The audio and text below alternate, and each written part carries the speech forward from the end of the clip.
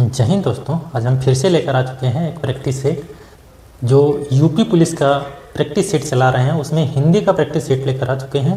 तो हमारे इस प्रैक्टिस सेट से आप पढ़ करके अपना सिलेक्शन सिक्योर करें, क्योंकि हमने जो प्रैक्टिस सेट लाया है वो एग्ज़ाम ओरिएंटेड लाया है और हम सेलेक्टेड हैं। हमें पता है कि कैसा आता है एग्ज़ाम और कैसा एग्ज़ाम आता है और कैसे हमें पास करना चाहिए। तो उस हिसाब से हम पढ़ा भी रहे हैं।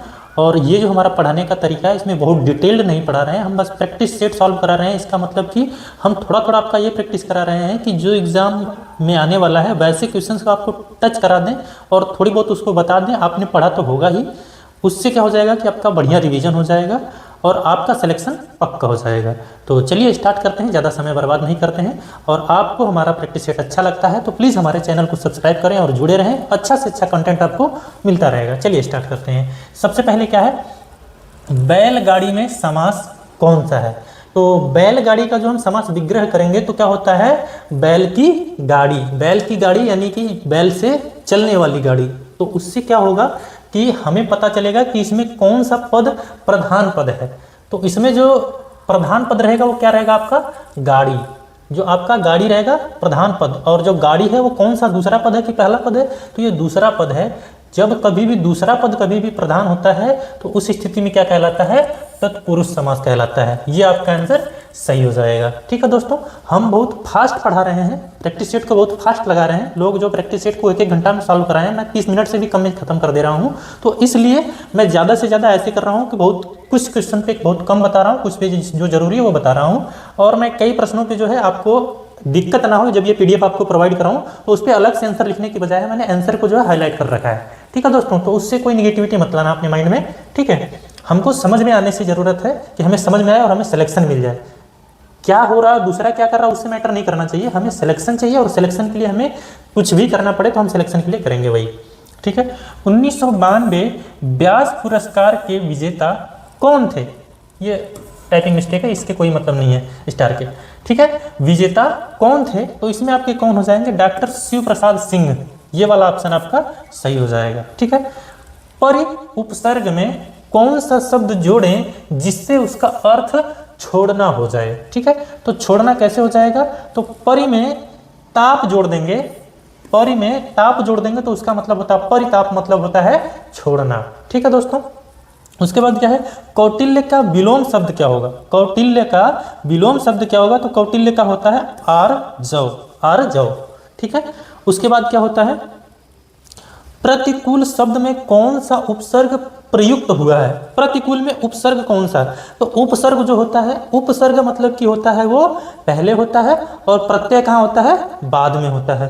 तो उपसर्ग की बात किया है तो जो पहले लगा रहेगा, जो पहले रहेगा, तो प्रति और कूल को जब तोड़ दीजिएगा मूल शब्द में तो मूल शब्द आपका क्या है, कूल है, और इसमें प्रति जोड़ दिया गया है। ठीक है, जब प्रति इसमें जोड़ दिया गया है तो यानी मूल शब्द हमारा कूल हो जाएगा, इसमें प्रति जोड़ के बनाया गया है। तो जो प्रति है वही क्या रहेगा, आपका प्रत्यय रहेगा। ठीक है,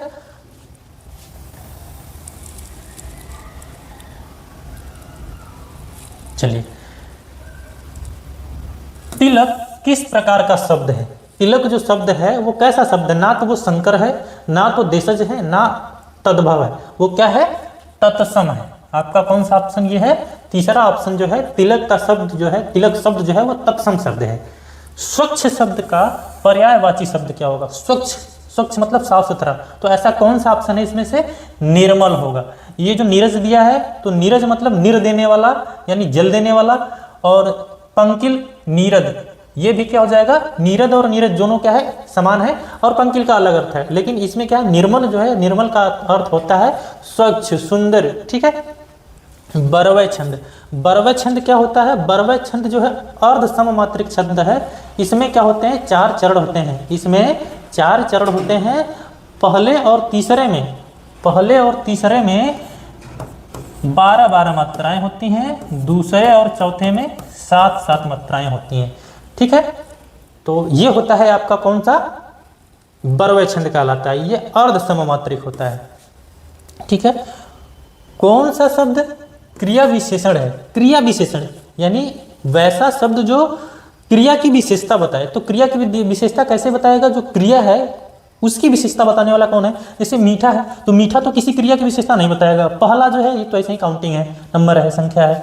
और बुद्धिमान जो है, बुद्धिमान वो एक चीज है, एक विशेषता है, लेकिन वो किसी क्रिया की विशेषता नहीं है। जो तेज है वो क्या है आपका?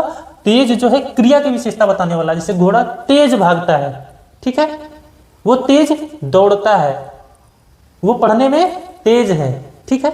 इस टाइप से क्या होता है, ये जो तेज है वो कौन सा है क्रिया? तो वो क्रिया विशेषण है, ठीक है। मुख दर्शन में कौन सा समास है? मुख दर्शन में कौन सा समास है? तो सेम वही मैटर, अभी कहीं समास बताया हूं ऊपर, तो वही सेम समास इसमें है कि मुख और दर्शन, ठीक है। मुख दर्शन में क्या हो जाएगा? दर्शन में जो है ना, दर्शन में मुख जोड़ दिया गया, मूल शब्द आपका क्या है? दर्शन है, यानी बाद वाला पद जो है आपका क्या है? प्रधान है। जब बाद वाला प्रधान होता है शब्द तो उसमें कौन सा समास होता है? तत्पुरुष समास होता है, ठीक है दोस्तों। इसमें क्या होता है? तत्पुरुष समास होता है।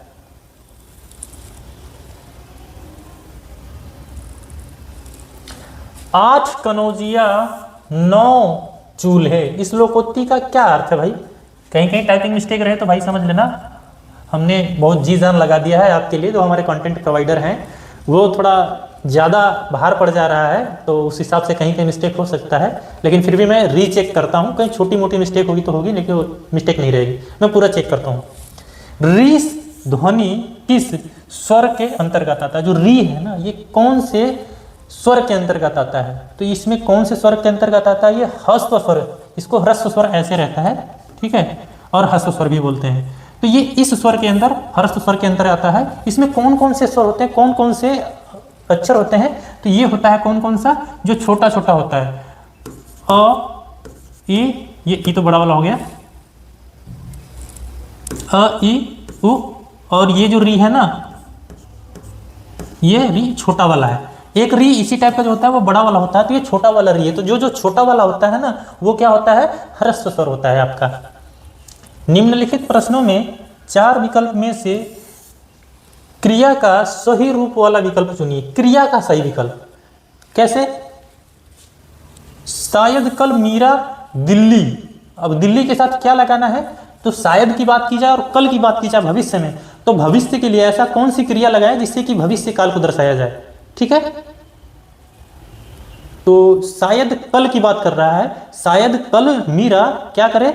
संभाव्य भविष्य, इसमें काल बता दिया है, ऐसे आपके एग्जाम में बता दिया रहेगा कि इसमें आपको किसमें बताना है? संभाव्य भविष्य में बनाना है। जब संभाव्य भविष्य में बनाना है तो जाती है तो होगा नहीं, ये तो छोड़ देंगे, इसका ये तो होगा नहीं, ठीक है।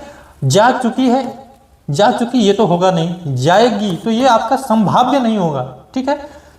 तो जाए, तो संभाव्य कौन सा होगा? संभाव्य होने के लिए आपको जाए, शायद कल मीरा दिल्ली, यहां पे भरना पड़ेगा जाए। तो इसका कौन सा ऑप्शन होगा? ये वाला ऑप्शन आपका सही हो जाएगा, ठीक है दोस्तों। चलिए नेक्स्ट पे चलते हैं।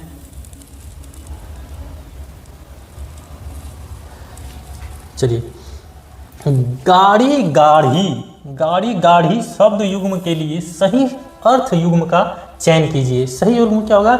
गाड़ी तो सबको पता है क्या होता है? साधन यानी यान। और गाढ़ी मतलब कि जो कोई चीज़ गाढ़ी, जैसे क्या है, किसी किसी का, मान लीजिए एग्जांपल ले लीजिए, दूध जो होता है किसी का गाढ़ा होता है, किसी का पतला होता है। और एक गाय और भैंस के दूध में ही कंपेयर करा लिया जाए तो गाय का जो दूध होता है वो पतला होता है और भैंस का दूध जो होता है गाढ़ा होता है। उसी टाइप का कलर, कभी कभी कोई बोलता है ना कि गाढ़ा कलर है और हल्का कलर है, तो उस वाले गाढ़ी की बात कर रहा है ये गाड़ी यानी यान होगा, और ये गाड़ी गाढ़ी, ये क्या होगा आपका? गहरी होगा, ठीक है। तो यान और गहरी की बात करेगा, ठीक है। भ्रमर शब्द के पर्यायवाची शब्द का चयन कीजिए। पर्यायवाची शब्द इसका कौन होगा भाई? भ्रमर का होगा मधुकर, भ्रमर का मधुकर होगा। त्यागपत्र यानी ये जो उपन्यास है इस किसकी रचना है? ये जो उपन्यास है वो किसकी रचना है? तो जैनेन्द्र कुमार की है, ठीक है। चलिए अब गद्यांश आ गया हमारे सामने। गद्यांश को मैंने पिछली वीडियो में बताया था कि गद्यांश को कैसे करना होता है। गद्यांश के स्टार्टिंग के 2-3 लाइन पढ़ लेने से क्या होता है कि कुछ मिल जाता है, और 2-3 लाइन लास्ट के पढ़ लेने से कुछ मिल जाता है मैक्सिमम जगहों पे, लेकिन कहीं कहीं आपको पूरा पढ़ना आता है। लेकिन उससे पहले आपको क्या करना पड़ता है? इनको लगाने से पहले एक बार 4-5 ऑप्शन जो प्रश्न जो रहते हैं इसके गद्यांश के, उन प्रश्नों पे आप देख लीजिएगा, कभी कभी वो गद्यांश से अलग ही हट के पूछा रहता है, ठीक है। उसमें कोई शब्द दिया रहेगा तो उसका पूछ देगा इसका पर्यायवाची क्या होगा, तो पर्यायवाची तो उसमें थोड़ी ना मिलेगा आपको, पर्यायवाची तो वैसे ही आपको पता होना चाहिए, इसका किसी चीज़ का उसमें कोई शब्द रहेगा उसका विलोम पूछ लेगा, तो वो इस गद्यांश से बाहर का होता है। तो इस बार एक बार जरूर जो है आपको क्या करना पड़ेगा, आपको प्रश्नों को पढ़ लेना पड़ेगा जो गद्यांश का होता है। लेकिन हम यहाँ पे सीधा क्या करेंगे, अभी हम एग्जाम में प्रैक्टिस सेट सॉल्व कर रहे हैं तो हम थोड़ा एक बार पढ़ के सुनाएंगे, क्योंकि हमें तो इसके ही बारे में समझाना है और इसके बारे में आपको सॉल्व कराना है। तो चलिए हम पढ़ते हैं। वैज्ञानिक प्रयोग की सफलता ने मनुष्य की बुद्धि का अपूर्व विकास कर दिया है। द्वितीय महायुद्ध एटम बम की शक्ति ने कुछ क्षणों में ही जापान की अजेय शक्ति को पराजित कर दिया। ठीक है, मतलब कि अजेय जिसको हराया नहीं जा सकता था उसको किसने नष्ट कर दिया, ये आपका है एटम बम ने। एटम बम की वजह से जापान जो है क्या हुआ, पराजित हुआ। चीजों को ध्यान से रखिएगा, इसी से रिलेटेड प्रश्न मिलेंगे। इस शक्ति की युद्धकालीन सफलता ने, ये जो शक्ति की बात कर रहा है किस शक्ति की बात कर रहा है, ये एटम बम की शक्ति की बात कर रहा है।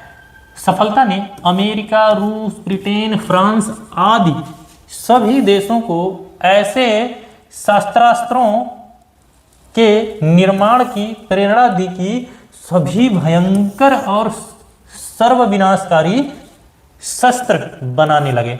मतलब अभी क्या होने लगा है कि इस जापान का जो जापान के ऊपर ये एटम बम वाला कांड हुआ था, उससे लोग इतना डर गए, उससे इतना सीख लिए कि हमारे पास भी हमें इतनी शक्तिशाली रहना चाहिए, नहीं तो हमारा भी ऐसे ही क्या हो जाएगा, विनाश हो जाएगा। ठीक है, तो इस तरीके से जो है बाकी देश, ये जो देश है इसके अलावा और भी देश जो है, ये जो बताया गया है अमेरिका, रूस, ब्रिटेन, फ्रांस और भी कई सारे देश, सारे देश जो है लगभग अच्छे से अच्छे हथियार यानी शस्त्र क्या करने लगे, बनाने लगे।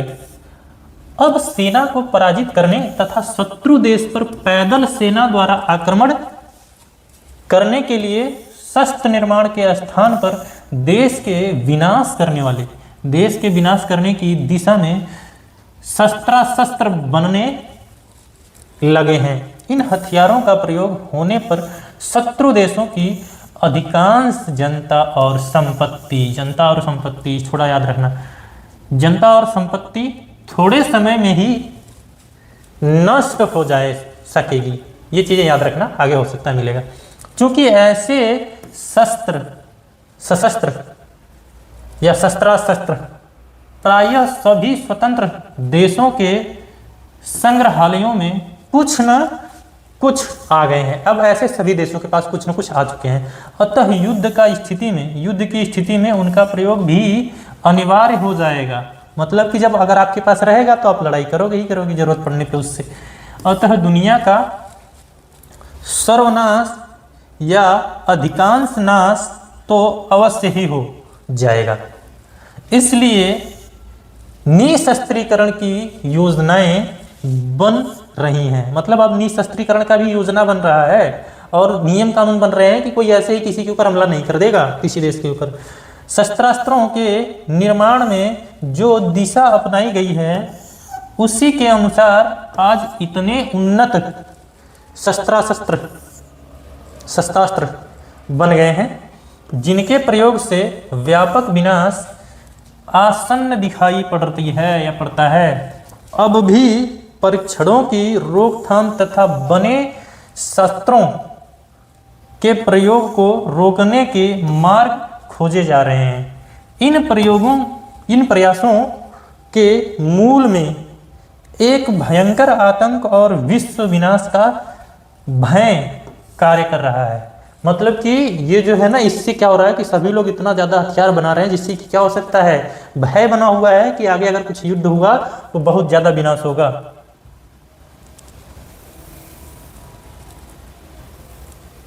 चलिए अब प्रश्न पढ़ते हैं और उत्तर देते हैं।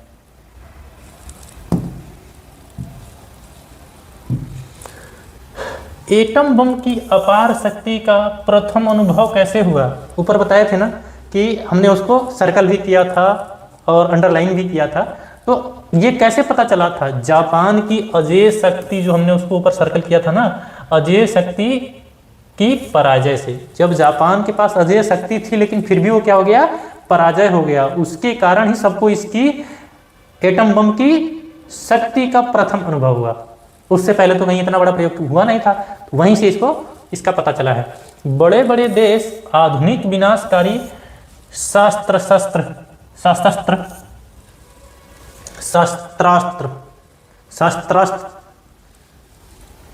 क्यों बना रहे हैं? अपने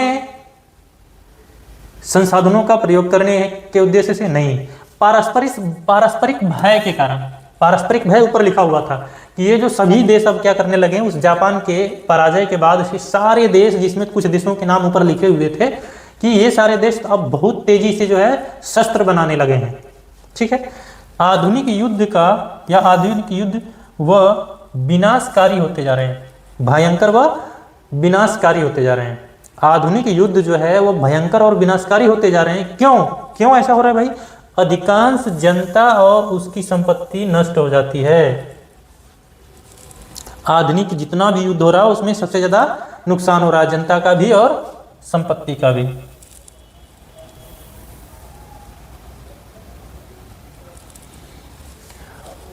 ये क्या है? इस गद्यांश का मूल कथ्य क्या है? मूल कथ्य क्या है भाई?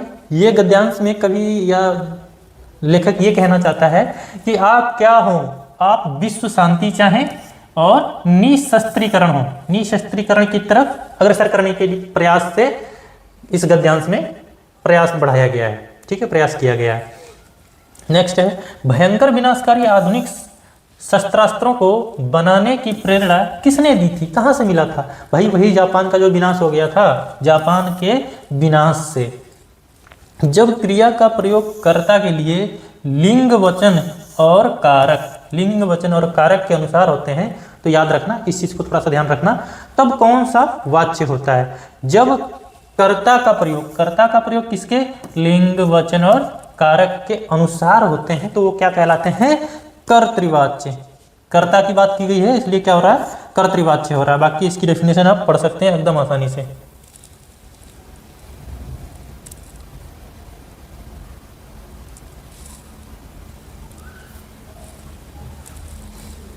निम्नलिखित में से कौन सा अव्यय का भेद नहीं है? ठीक है, तो अव्यय 5 प्रकार के होते हैं। एक तो विस्मयादि होता है, क्रिया विशेषण होता है और संबंध बोधक होता है। ये तो सभी होते हैं, लेकिन ये भेद पूछा है कि नहीं कौन से हैं, कौन सा नहीं है? तो परिमाण बोधक जो होता है ये उन 5 में नहीं होता है। ठीक है, तो आपका ऑप्शन कौन सा सही होगा? ये वाला ऑप्शन सही हो जाएगा, यानी क्या? परिमाण बोधक। क्रम की दृष्टि से कौन सा वाक्य अशुद्ध है? मतलब कि कुछ शब्दों के क्रम से, शब्दों को सही क्रम में व्यवस्थित करने के अनुसार कौन सा ऐसा है जो अशुद्ध है? तो राहुल क्या लिख रहा है, ये भी सही हो सकता है। राहुल क्या सोच रहा है, ये भी सही हो सकता है। राहुल क्या कर रहा है, ये भी सही हो सकता है। लेकिन राहुल क्या जा रहा है, ये तो कोई सही सेंटेंस बन नहीं रहा है, सही क्रम तो बन नहीं रहा है। ठीक है, तो इसलिए यही वाला ऑप्शन आपका क्या हो जाएगा? सही हो जाएगा। ठीक है, अशुद्ध छांटना था, तो अशुद्ध वाला वही है। कौन सा शब्द पत्र शब्द का अनिकार्थी नहीं है? पत्र का अनिकार्थी नहीं है, ऐसा कौन सा है? तो पत्र का तो पुष्प होगा नहीं ना भाई, पुष्प तो फूल का होता है ना, तो पत्र का आपका पुष्प नहीं होगा अनिकार्थी, बाकी होंगे। निम्नलिखित में से कौन सा अर्थालंकार है? अर्थालंकार का क्या मतलब होता है? जिसके अर्थ के कारण क्या होता है? चमत्कार होता है। ठीक है, तो वो क्या कहलाएगा? अर्थालंकार कहलाएगा। तो अर्थालंकार इसमें किसमें ऐसा है जिसमें अर्थ के कारण चमत्कार उत्पन्न होता है? तो वो है रूपक अलंकार। ठीक है, रूपक अलंकार। निम्नलिखित में से कौन सा घोष वर्ण है? घोष वर्ण कौन कौन से होते हैं भाई? सभी जो ग्रुप होते हैं, सभी ग्रुप के पहले दूसरे और तीसरे, पहले दूसरे तीसरे जो होते हैं वो वाले क्या होते हैं? आपके घोष वर्ण होते हैं। तो जैसे इसमें क्या हो जाएगा? प फ ब ब म वाला, इसमें क्या हो जाएगा? आपका म वाला आपका सही रहेगा। तो ये ऑप्शन आपका सही हो जाएगा। ये क्या है? आपका घोष वर्ण है। ठीक है,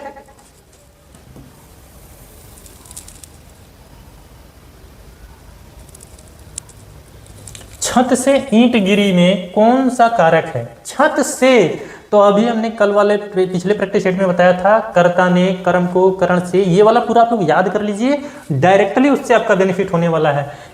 छत से की बात कर रहा है तो छत से किस में होता है? अपादान कारण में होता है, अपनदान में। ठीक है, तो आपका अपादान कारक सही हो जाएगा ये। मुख्य क्रिया के अर्थ को स्पष्ट करने वाली क्रिया होती है। कौन सी क्रिया होती है? मुख्य क्रिया को जब कभी भी स्पष्ट करना होता है तो वो हेल्पिंग वर्ब से होता है। हेल्पिंग वर्ब मतलब सहायक क्रिया। ठीक है, सहायक क्रिया, इसमें कामा नहीं होगा, गलती से कामा लगा हुआ है। सहायक क्रिया जो होती है वही मुख्य क्रिया को क्या करती है? स्पष्ट करने वाली क्रिया होती है। एक मुलाकात जो कहानी है, उस कहानी के कथाकार कौन है? तो उषा राज है, उषा राज। अपवाद को छोड़कर वर्णमाला के अक्षरों के नाम किस लिंग में होते हैं?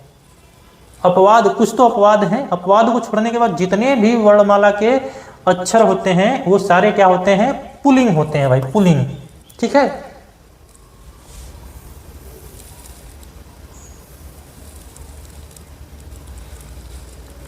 अनेक शब्दों के लिए एक शब्द का चयन कीजिए जिसे टाला न जा सके। जिसको टाला ना जा सके मतलब वो क्या होगा? उसको करना पड़ेगा, मतलब वो कैसा है? अनिवार्य टाइप का है, तो वो क्या हो जाएगा? अनिवार्य। आपका ऑप्शन हो जाएगा सही। निम्नलिखित वाक्य के लिए मुहावरा बताइए जो मीठी मीठी बातें करता है और उससे मीठी मीठी बातों में भी लज्जित कर दे आपको। तो ये क्या होता है कि मखमली जूते मारना। इसका अर्थ है क्या? मीठी मीठी बातों से लज्जित करना। ठीक है, मिथ्या आडंबर। मिथ्या आडंबर के अर्थ में किस लोकोक्ति का प्रयोग हुआ है?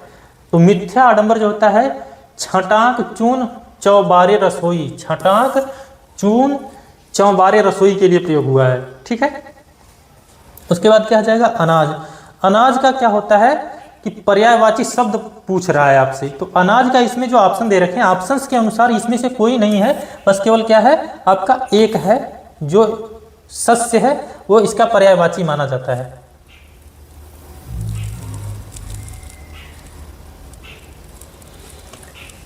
कहावत शब्द में प्रयुक्त प्रत्यय क्या है? प्रत्यय जो लगा होता है वो बाद में रखता है, तो प्रत्यय इसमें बाद में क्या हो जाएगा? वत। कहा में वत लगा दिया गया है। ठीक है, तो क्या हो जाएगा? कहावत। ये वाला ऑप्शन आपका सही हो जाएगा। अद्भुत रस का अस्थाई भाव क्या होगा? अद्भुत रस जो होता है, अद्भुत, जिससे क्या हो आपको कुछ अद्भुत लगे, डर लगे, तो उससे क्या होता है? वो कौन सा रस होता है? उसमें विस्मय रस होता है। ठीक है,